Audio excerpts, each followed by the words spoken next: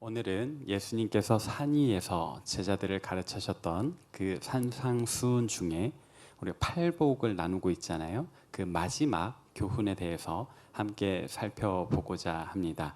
오늘 본문 속에서 예수님께서는 어떤 사람에게 복이 있다라고 말씀하셨습니까? 의를 위하여 박해를 받는 자에게 복이 있다라고 말씀하셨습니다. 여기에 등장하는 의란 우리가 이미 네 번째 복 있는 사람 말씀에서 먼저 살펴보았었는데요. 우리가 말하는 이 의, 첫 번째는 옳을 의자였던 그 의와 바로 연결이 되는 그 단어입니다. 그러나 또 한편으로는 뜻의를 사용한다라고 했었는데요. 이 디카이오 시네라는 단어가 옳을 의자를 쓴다면 도덕적인 차원에서의 의다. 그리고 두 번째는 뜻의, 누군가의 생각과 의지다. 근데 여기에서 누군가의 생각과 의지, 누구의 생각과 의지라고 했습니까? 바로 하나님의 생각과 의다라는 이야기를 했었습니다. 우리가 이 첫 번째 차원에서 그 도덕적 차원에서의 의는 그 네 번째 복 있는 사람에서 다루었기 때문에 오늘은 이 두 번째 차원인 하나님의 생각과 의지로서의 의를 가지고 말씀을 나누고자 합니다. 하나님의 생각과 의지. 우리 하나님의 생각과 의지는 어떤 것일까요?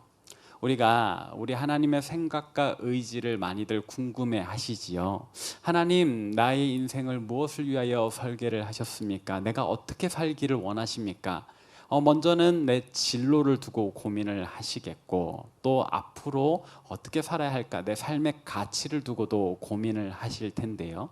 사실 여기에 관한 답을 얻기 위해서는 우리가 의외로 성경을 들여다보아야 합니다. 어디 부분일까요? 바로 하나님 우리를 어떻게, 왜 창조하셨던가, 그 창세기 맨 앞에 나오는 창조에 관한 부분입니다. 하나님께서는 어떤 목적을 가지고 이 세상을 창조하셨다라고 성경은 이야기를 합니다. 우리가 잘 알고 있다시피 하나님께서는 이 세상을 어떻게 창조하셨죠? 빛이 있으라 하시는 말씀을 가지고 창조를 하셨다. 그렇게 6일 동안 이 시간 개념에 대한 질문을 많은 분들이 하시는데, 일단은 문자 그대로 보고 6일 동안에 하나님께서 이 세상을 창조를 하셨습니다. 빛으로 시작해서 저와 여러분, 우리 인간에 이르기까지. 그리고 우리 하나님께서는 자신이 창조한 이 세계를 보시고 어떻게 하셨다라고 기록되어 있나요? 기뻐하셨습니다. 빛을 창조하시고 기뻐하셨습니다. 공중의 새를 창조하시고 기뻐하셨습니다. 들의 초목과 바다의 물고기, 이 세상의 모든 것을 창조하시고 우리 하나님은 기뻐하셨습니다. 그리고 저와 여러분을 창조하시고서는 심히 기뻐하셨지요. 근데 이 창조의 과정을 우리가 좀 대충 읽는 경향이 있습니다. 우리는 다시 읽어야 합니다. 왜냐하면 하나님께서 세상을 창조하실 때 말씀으로 빛이 있으라 하시니 빛이 생겼다라고 하고, 공중의 새와 바다의 물고기와 땅에 기는 모든 것들 각기 그 종류대로 내라 말씀하시니 그대로 이루어졌다라고 쓰여 있다 보니, 누군가는 하나님 창조하실 때 너무 쉽게 창조하신 게 아닌가라는 생각을 합니다. 말만 하면 이루어졌다라고 기록되어 있으니까. 그러나 이 창조 기사는 지면의 한계와 더불어 우리 하나님의 그 전능하심을 간결하게, 그러나 더 힘있게 쓰려다 보니 그렇게 기록된 것이지, 하나님께서 이 세상을 창조하실 때 쉽게 창조했다라든지 대충 창조했다라든지 그런 의미는 아닌 겁니다. 그렇다면 하나님께서는 우리를 어떻게 창조하셨나? 말씀으로 창조하시지만 또 한편으로서는 이 세상의 모든 것들을 세밀하게 디자인하셨다. 직접 디자인하셨다라는 거예요. 의도치 않게 하나님 그냥 대충 말씀하셨는데 알아서 저절로 생겨난 그런 창조가 아니라는 겁니다. 혹은 처음 하나님 창조하실 때는 그냥 대충 만들었는데 진화해서 오늘날의 형태로 바뀌었다라는 것도 저는 아니라고 믿습니다. 왜냐하면 창세기 2장 19절 한번 보실까요? 창세기 2장 19절 함께 읽어봅니다. 시작. 여호와 하나님이 흙으로 각종 들짐승과 공중의 각종 새를 지으시고, 여기까지. 여호와 하나님이 흙으로 각종 들짐승과 공중의 각종 새를 지으셨다.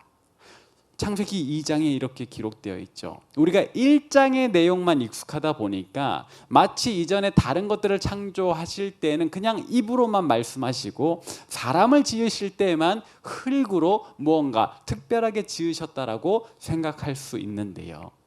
이 창세기 2장 19절의 이야기는 하나님께서 다른 피조물을 창조하실 때도 무엇으로?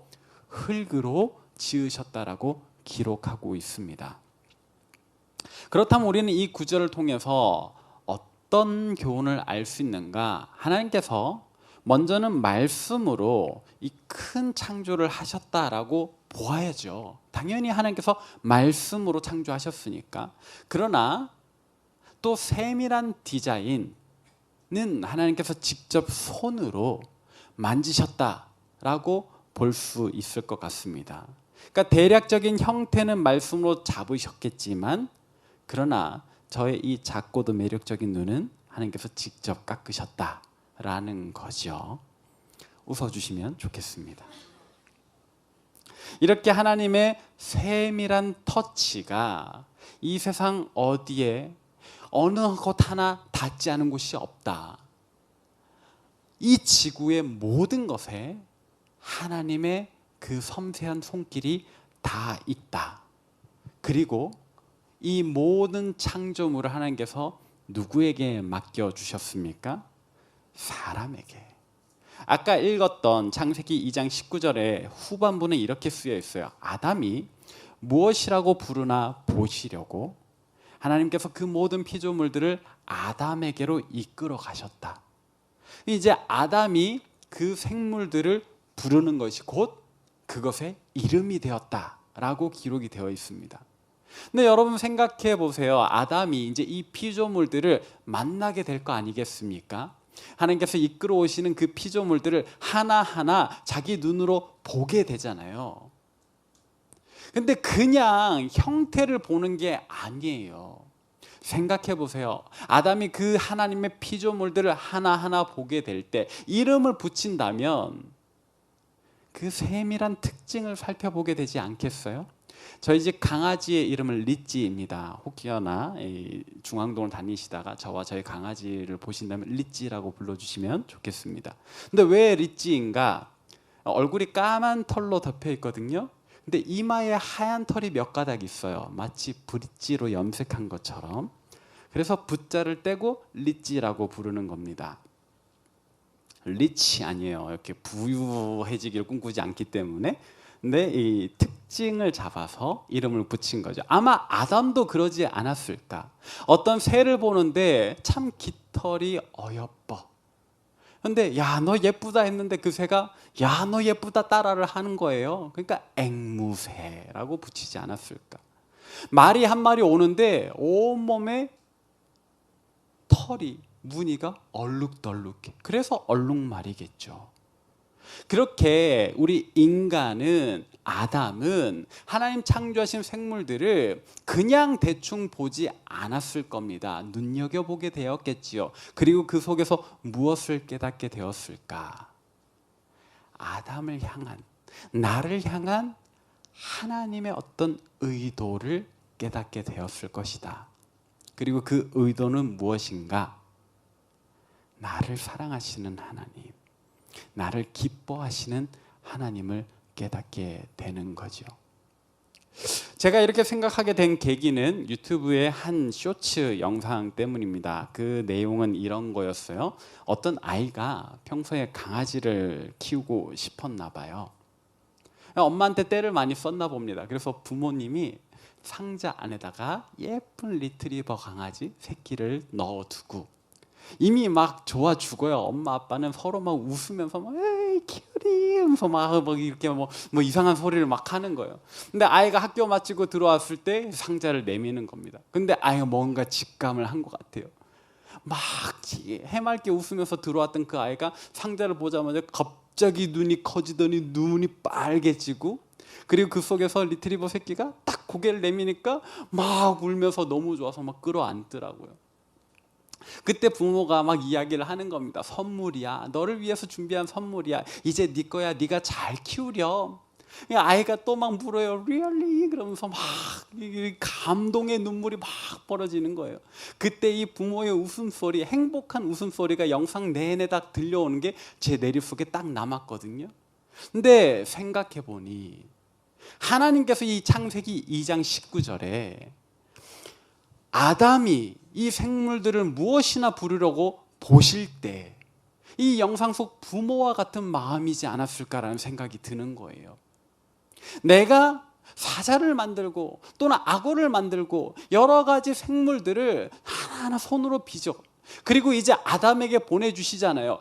하나님께서 아담에게, 사람에게 뭐라고 축복하셨는지 여러분 기억나시죠? 생육하고 번성하라, 땅에 충만하라, 땅을 정복하라, 땅을 다스리라. 우리에게 이 모든 것을 키울 수 있는, 관리할 수 있는 그런 권세와 능력을 주셨거든요. 그럼 마치 이런 겁니다. 다 보여주시면서 이거 다 네 거야. 네가 한번 잘 키워보렴. 이렇게 말씀하시는 거예요. 아담에게 선물로 주시는 장면인 거죠. 아담이 하나하나 이름 붙이면서 하나님의 손길이 어쩌면 이 아이는 이렇게 만들었을까 감탄하게 되겠고, 그리고 이 모든 생물을 나에게 선물로 주시려고 창조하셨다라니, 나를 향한 하나님의 사랑이 이만큼 크구나라는 그 사실을 깨닫지 않았을까요? 그래서 우리 하나님은 처음부터 사랑의 하나님이셨던 겁니다. 이 세상을 창조하실 때부터 우리를 사랑하는 마음으로 창조하셨다. 그리고 또 한 가지, 하나님께서는 우리에게 무엇을 주셨냐? 무한의 가능성을 주셨어요. 자유의지라는 것. 우리가 이것을 가지고 어떻게 할까? 나에게 맡겨주신 이 귀한 생명들을 어떻게 다스릴까? 어떻게 키울까? 우리가 스스로 판단하고 잘 양육할 수 있는 그런 자유를 주셨단 말이에요. 이제 우리는 이 자유를 가지고 무엇을 할 수 있을까요? 하나님 향해서 감사를 표현할 수 있겠고, 하나님 맡겨주신 이 생명체들을 또 그의 버금가는 사랑으로 키울 수 있겠고, 우리 하나님께서는 그렇게 우리에게 무한의 자유를 주셨습니다. 다만 한 가지 금지하신 게 있어요. 그게 뭘죠? 하나님 말씀을 거역하는 것 금지하셨습니다.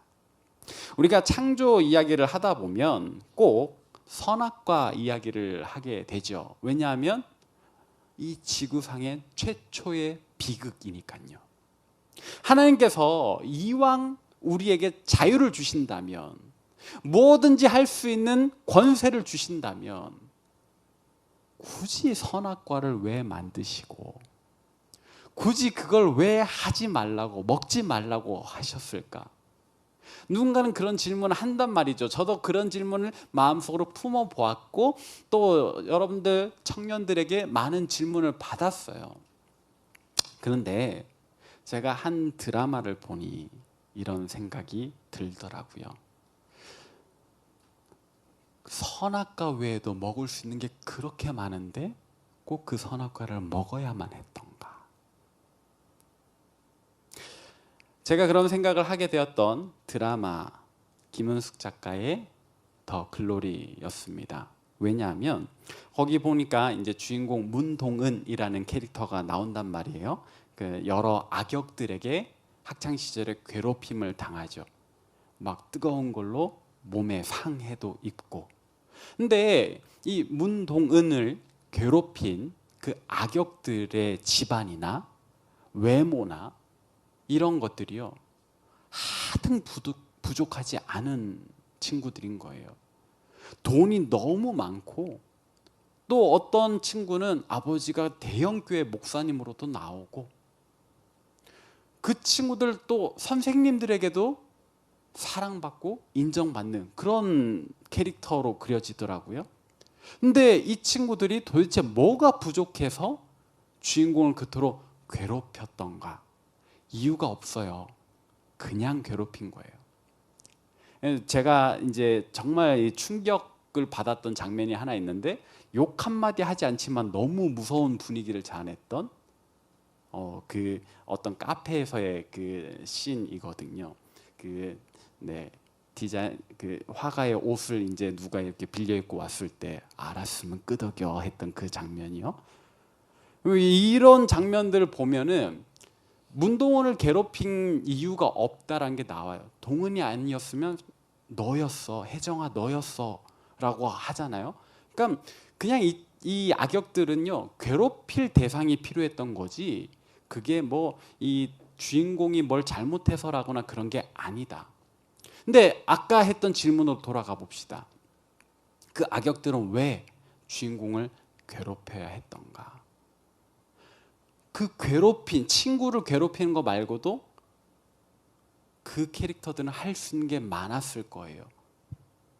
돈이 있고 부모가 있고 뭐든지 할 수 있는, 선생님들에게도 사랑을 받고. 제가 이 드라마에 더 심취했던 이유는 이게 그냥 허구적 상상이 아니라 현실에서도 얼마든지 있는 일이니까. 아니, 오히려 드라마라서 약소하게 표현했던 것이지 현실에선 더 끔찍한 일이 일어났으니까. 제가 기억하는 한 사건이 있습니다. 뭐냐면, 고등학생 친구들이 한 아이를 불러다가 복싱 연습한다고 때려서 식물인간을 만들었어요. 근데 이 아이는 왜 맞고 있었던가? 이 나쁜 녀석들이 그 친구를 불러낼 때 했던 이야기가, 너 안 나오면, 너 나한테 안 맞으면 네 여동생을 건들 거다 라고 했거든요. 그러니까 이 피해자는 가족을 지키기 위해, 동생을 지키기 위해 나쁜 녀석들의 부름에 응했고 가서 맞다가 더 힘든 일을 겪게 된 거예요. 때린 친구들 다 건장합니다. 집안이 부유했어요. 그냥 분노만 할 일이 아니에요. 우리는 질문해야 됩니다.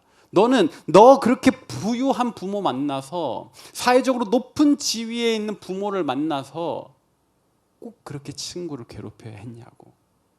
그거 말고 네가 할 일이 없었냐고. 저는 좀 따지고 싶었어요.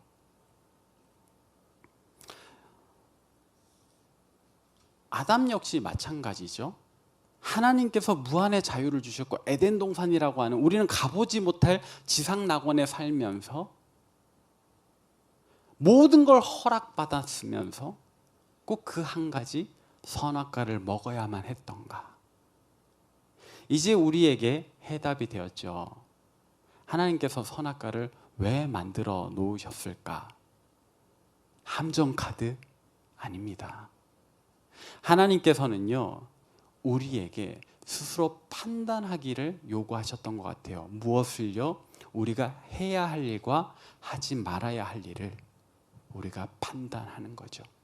우리는 무엇을 해야 합니까? 우리에게 주신 무한의 자유를 가지고 하나님 사랑하고 서로 사랑할 그런 행위를 해야 되는 거죠.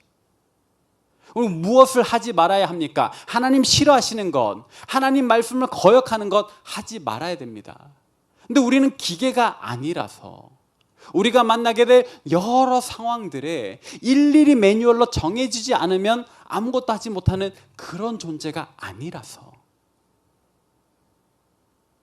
우리 스스로 판단할 수 있는 지혜를 하나님께서 우리에게 이미 주셨던 게 아닌가.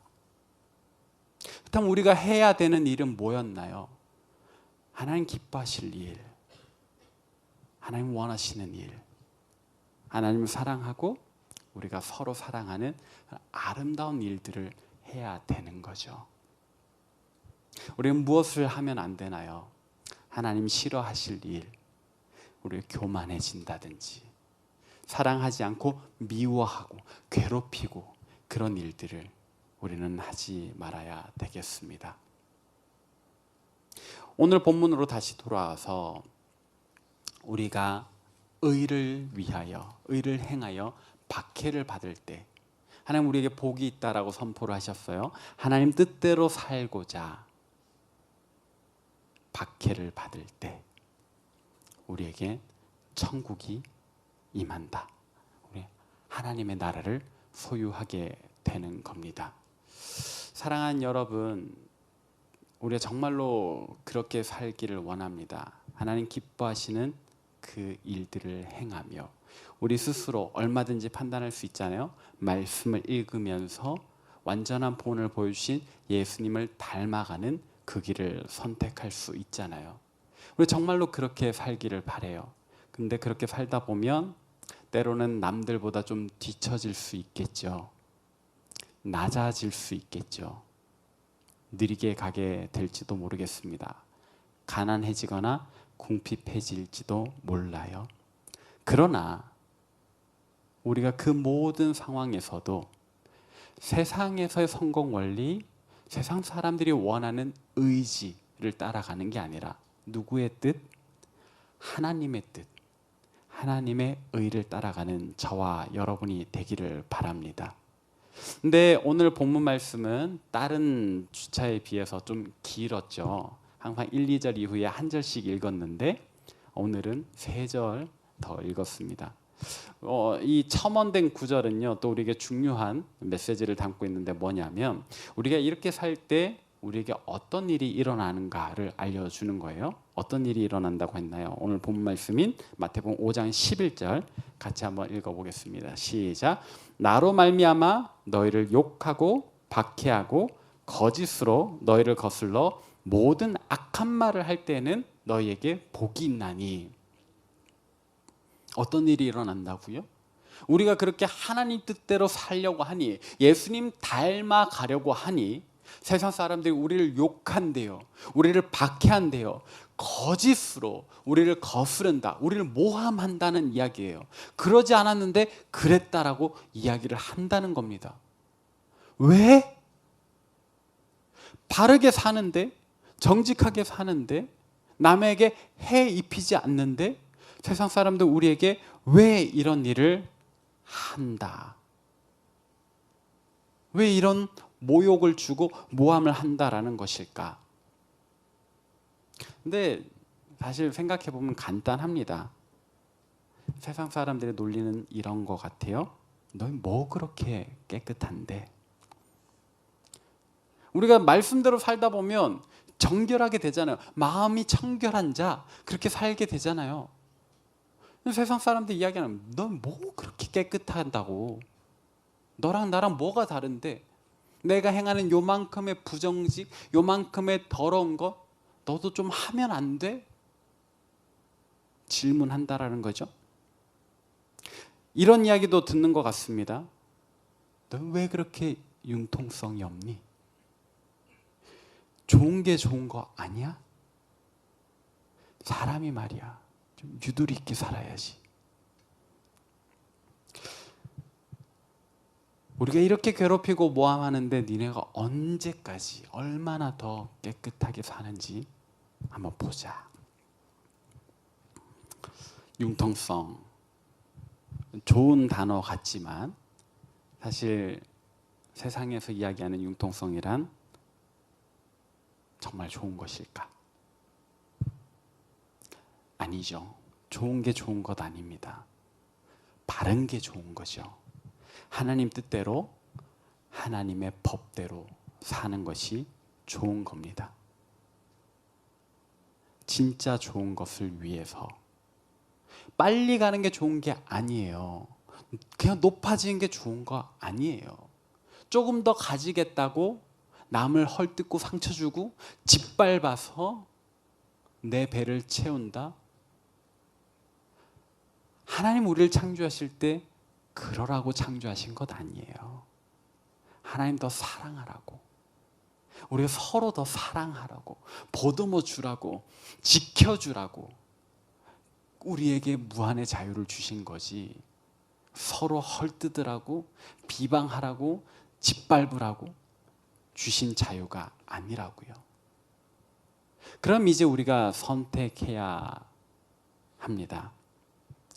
이 땅에서 조금 늦게 가고 좀 낮아지고 덜 가지게 되더라도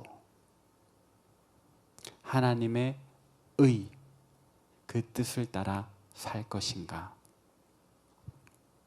아니면 세상 원리대로 살다가 하나님 약속하신 그 상급을 잃어버릴 것인가?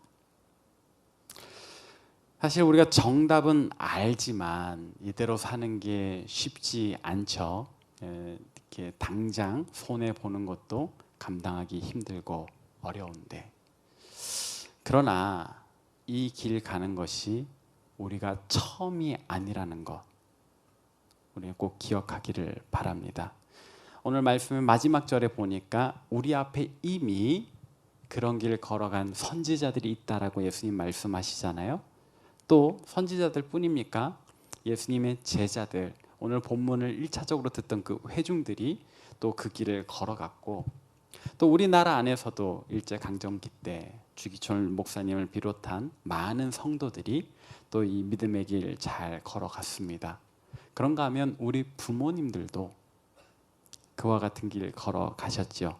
저는 찬송가 199장을 사랑합니다. 그 찬송가 제목이 나의 사랑하는 책이에요. 나의 사랑하는 책, 비록 헤어졌으나 어머님의 무릎 위에 앉아서 재미있게 듣던 말 이 책 중에 있으니 내가 지금까지 기억합니다. 저도 어렸을 때 저희 엄마가 저를 무릎에 앉혀두고 성경 이야기 많이 해주셨거든요. 저희 부모님의 믿음이 저에게도 잘 전해졌어요. 제 엄마 아빠가 제 앞에서 믿음의 길을 먼저 가고 있는 선배들인데, 여러분들도 그렇지 않으신가요? 혹 가정에서 아직 부모님 믿지 않으시더라도 우리 부장단, 우리 좋은 영적 부모, 좋은 선생님들의 뒤를 보며 여러분들도 이 믿음의 길 잘 걸으시면 좋겠습니다. 이제 말씀을 정리하도록 하겠습니다. 우리가 이번 8주에 걸쳐서 복 있는 사람이란 제목으로 말씀을 들었어요.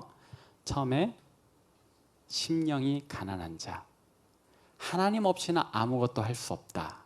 그러나 하나님 안에서, 내게 능력 주시는 자 안에서 내가 뭐든지 할 수 있다. 믿는 그 사람. 또 두 번째, 애통하는 자.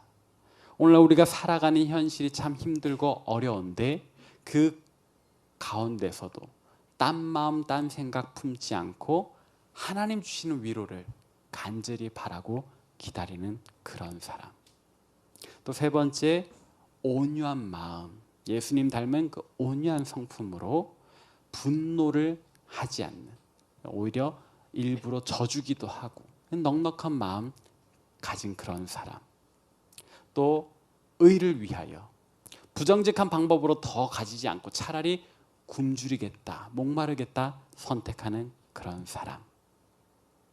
그리고 이웃의 어려움 긍휼히 여길 줄 아는 사람. 그리고 마음이 청결하여 다른 세상 원리로 우리 마음속 채우지 않고 오직 투명하게 하나님 바라볼 수 있는 그런 사람. 그리고 또 분노하지 않을 뿐만 아니라 예쁜 말 함으로 내 내면을 다스리고 우리 주변의 분쟁을 없애는 화평케 하는 사람. 무엇보다도 하나님 뜻대로 살아가는 그런 복 있는 사람, 저와 여러분 되시기를 바랍니다. 이 길 걸어갈 때 여러분들 혹 힘들거나 어렵게 느껴지신다면 이 말씀 붙잡으시면 어떨까요? 시편 40편 16절 17절 같이 한번 읽어보겠습니다. 시편 40편 16절 17절 함께 읽습니다. 시작. 주를 찾는 자는 다 주 안에서 즐거워하고 기뻐하게 하시며 주의 구원을 사랑하는 자는 항상 말하기를 여호와는 위대하시다 하게 하소서.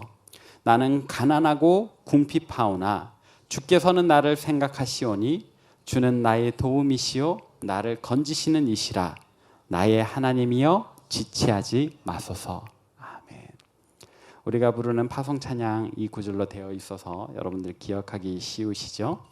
참으로 이 말씀 붙잡고 가난할 때도 궁핍할 때도 우리의 도움, 우리를 건져주시는 그 하나님 바라보며 공의로우신 예수님 붙잡고 하나님 기뻐하시는 복 있는 사람으로 살아가는 저와 여러분 되시기를 바랍니다.